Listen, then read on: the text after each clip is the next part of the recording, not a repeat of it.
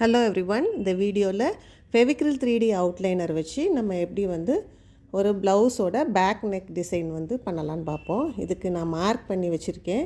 High neck வேணுன்னா high neck நீங்கள் mark பண்ணிக்கோங்க. வேறு எந்த நெக் பேட்டர்னாலும் நீங்கள் மார்க் பண்ணிவிட்டு ஃப்ரேமில் நல்லா ஃபிக்ஸ் பண்ணி நல்லா ஸ்ட்ரெச் பண்ணிக்கோங்க. நல்லா ஸ்ட்ரெச் பண்ணால் தான் எந்த பெயிண்டிங் எது பண்ணாலும் நமக்கு நீட்டாக வரும். இப்போ நான் வச்சுருக்கிறது ஃபெவிக்ரில் 3D கோல்டு அவுட்லைனர். அந்த 3D அவுட்லைனரோட ஃப்ளோவை செக் பண்ணுறதுக்காக ஒரு பேப்பரோ கார்ட்போர்ட்லேயோ நீங்கள் ஃப்ரீயாக அதை வரைஞ்சி பார்த்துக்கோங்க. அது ஸ்மூத்தாக அந்த ஃப்ளோ இருக்குன்னா அப்புறமா நீங்கள் கிளாத்தில் அப்படியே டைரெக்டாக பெயிண்ட் பண்ணலாம். இப்போ ஒரே ஸ்ட்ரெச்சாக அப்படியே பெயிண்ட் பண்ணாமல் நீங்கள் கிளாத்தை கொஞ்சம் திருப்பி வச்சுட்டு உங்களுக்கு எப்படி கன்வீனியன்ட்டோ அந்த மாதிரி கொஞ்சம் கொஞ்சமாக நீங்கள் பெயிண்ட் பண்ணலாம். ஒரே ஸ்ட்ரெச்சாக பெயிண்ட் பண்ணுறப்ப நமக்கு அந்த லைன் கொஞ்சம் வளைஞ்சி வர மாதிரி இருக்கும். உங்களுக்கு ஈஸியாக அது வந்துச்சுன்னா அப்படியே போட்டுருங்க. அப்படி இல்லைன்னா கொஞ்சம் போர்ஷனாக நீங்கள் ஒரு பேட்டர்னாக கவர் பண்ணிட்டு வாங்க. ஃபஸ்ட்டு நான் டாட் வைக்க மாட்டேன். நீங்கள் ஃபுல் பேட்டர்னையும் ஒரு போர்ஷனாக கம்ப்ளீட் பண்ணிவிட்டு கடைசி கம்ப்ளீட் பண்ண பிறகு டாட்ஸ் வச்சுக்கிடலாம். அதே மாதிரி நீங்கள் ஹை நெக் மார்க் பண்ணி போடுறீங்கன்னா கோலம் பேட்டர்னை கொஞ்சம் பெருசாக வச்சுக்கிடலாம். இப்போ நான் போடுறது ஹை நெக்கு மார்க் பண்ணியிருக்கேன். உங்களுக்கு மார்க் பண்ண தெரியலனாலும் நீங்கள் டெய்லர்கிட்ட கொடுத்து மார்க் பண்ணி வாங்கிட்டு அதுக்கு பிறகு நீங்கள் ட்ரேஸ் பண்ணிக்கிடலாம். ட்ரேஸிங் ஜஸ்ட் நீங்கள் பிரிண்ட் அவுட் எடுத்துகிட்டு என்ன சைஸ் வேணுமோ அந்த சைஸுக்கு பிரிண்ட் அவுட் எடுத்துகிட்டு அப்படியே நீங்கள் கார்பன் வச்சு ட்ரேஸ் பண்ணிடலாம். இப்போ நெக்கு லோ நெக்காக வைக்கிறீங்கன்னா பேக் நெக்கில் வர டிசைன் சின்னதாக போட்டுக்கோங்க. நீங்கள் பேக் நெக்கில் போடுற கோலம் டிசைனோட மோட்டிவையே கொஞ்சம் சின்னதாக்கி கூட ஸ்லீவ்ஸில் போடலாம். இல்லாட்டி அதுவும் பெருசாக வேணும்னா அதே பேட்டர்னை அப்படியே நீங்கள் ட்ரேஸ் பண்ணி போட்டுக்கிடலாம். இந்த 3D அவுட்லைனரில் பண்ணுறதோட அட்வான்டேஜ் என்னென்னா ஒரு பாட்டிலை வச்சு ஆல்மோஸ்ட் ஒரு ப்ளவுஸை முடிச்சிடலாம். இது 1/2 அன் ஹவர் to 45 மினிட்ஸுக்குள்ளே நம்ம ஃபுல் பேட்டர்னே கம்ப்ளீட் பண்ணிடலாம். இது அதே மாதிரி கொஞ்சம் சீக்கிரமாகவே ட்ரை ஆயிரும். இது ஒரு 1 டே கழித்து நீங்கள் பேக் சைடு ஜென்டிலாக அயர்ன் பண்ணிக்கிடலாம். ரொம்ப ஹை ஹீட் வைக்காமல் லோ ஹீட்டில் அயர்ன் பண்ணிக்கிடலாம். அந்த பெயிண்டிங் மேலே அயர்ன் பண்ணக்கூடாது.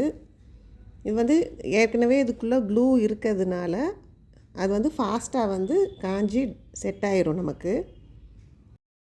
இப்போ அந்த பேட்டர்ன் எல்லாம் வரைஞ்சி முடித்த பிறகு கடைசி நீங்கள் அந்த கோலத்துக்குரிய டாட்ஸு புள்ளிலாம் வச்சுக்கிடலாம். அதே மாதிரி சைடு பேட்டர்னும் அதே மாதிரி நான் கம்ப்ளீட் பண்ணுறேன். சைடில் ஆப்ஷனல், நீங்கள் வேணும்னா பண்ணலாம், வேண்டான்னா விட்டுறலாம். இது கொஞ்சம் டெக்கரேட்டிவாக இருக்கணும் அப்படின்னு நினைக்கிறவங்க சைடாக அதே மாதிரி ஸ்லீவ்ஸோட எண்டுலலாம் இதே பேட்டர்னை ஒரு சின்ன டிசைன் எடுத்து நீங்கள் போட்டுக்கிடலாம். இந்த 3D அவுட்லைனர் போடுறப்ப ஒரே ப்ரெஷரில் அப்படியே ஸ்குவீஸ் பண்ணிகிட்டே அப்படியே போட்டுகிட்டே வரணும். அப்போ தான் அந்த திக்னஸ் ஈவனாக வரும். இன்கேஸ் இடையில கொஞ்சம் பிரேக் ஆகுதுன்னா லைட்டாக அது மேலே டச்சப் பண்ணி நம்ம பேட்ச் பண்ணிக்கிடலாம். ப்ரெஷர் ஈவனாக இருக்க மாதிரி பார்த்துக்கிடணும். நீங்கள் ஒன்ஸ் அது போட்டு பழகிட்டிங்கன்னா அது ஈஸியாக வந்துடும். ஒரு தடவை போடுறப்பே அது உங்களுக்கு அடுத்து பழகிடும். இதே மாதிரி ஃபெவிக்ரிலில் 3D கிளிட்டர்னு ஒன்று இருக்கும் கோல்டில். அது இந்த அளவுக்கு பிரைட்டாக வராது.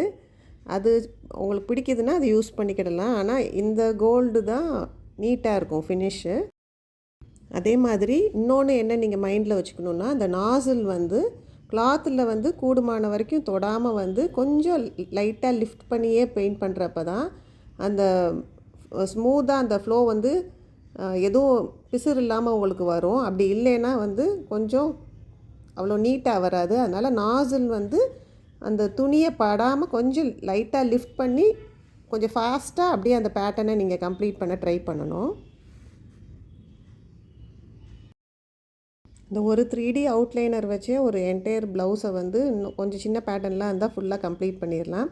இதே பேட்டர்னை நீங்கள் அப்படியே ஸ்லீவ்ஸுக்கும் மார்க் பண்ணி நீங்கள் இதே மாதிரி போட்டுட்டா கம்ப்ளீட் பண்ணிடலாம் ப்ளவுஸை.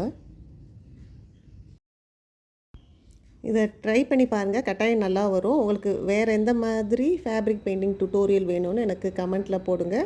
நான் அது ரிலேட்டடான வீடியோஸ் உங்களுக்கு அப்லோட் பண்ணுறேன். மோஸ்ட்லி இந்த மாதிரி கோல்டு வச்சு ஒர்க் பண்ணுறது எல்லாமே சில்க் பேஸ்டு மெட்டீரியலை வந்து நீங்கள் போடுங்க. நான் இப்போ யூஸ் பண்ணியிருக்கிறது வந்து செமி ரா சில்க். நீங்கள் வந்து ரா சில்க் யூஸ் பண்ணலாம், அப்படி இல்லாட்டி ஜாஸ்மின் அந்த மாதிரி யூஸ் பண்ணலாம். இப்போ நீங்கள் அதை போடுறப்ப ஏதாவது ஒரு கார்னரில் இந்த மாதிரி ஸ்மட்ஜ் ஆயிடுச்சுன்னா நீங்கள் ஒரு பேப்பரை வச்சு அப்படியே லிஃப்ட் பண்ணி எடுத்துடலாம். அந்த பெயிண்ட்டை வந்து ஸ்கூப் பண்ணி எடுத்துடலாம், அது வந்துடும். நீங்கள் வேறு ப்ரஷ்ஷு இதை வச்சு எடுத்திங்கன்னா ஸ்மட்ஜ் ஆகி ஸ்ப்ரெட் ஆயிரும். அதே மாதிரி இந்த 3D அவுட்லைனர் வந்து கொஞ்சம் கவுத்தியே நாசில் க்ளோஸ் பண்ணி யூஸ் பண்ணாத நேரம் கவுத்தி வச்சுக்கோங்க. அப்போ தான் வந்து அந்த பிளாக் ஆகாமல் இருக்கும். இன்கேஸ் பிளாக் ஆகிடுச்சுன்னா நீங்கள் அந்த உள்ளே இருக்கிறத வந்து கோன் மாதிரி போட்டு அதில் ஃபில் பண்ணி தான் நீங்கள் திருப்பி யூஸ் பண்ண முடியும்.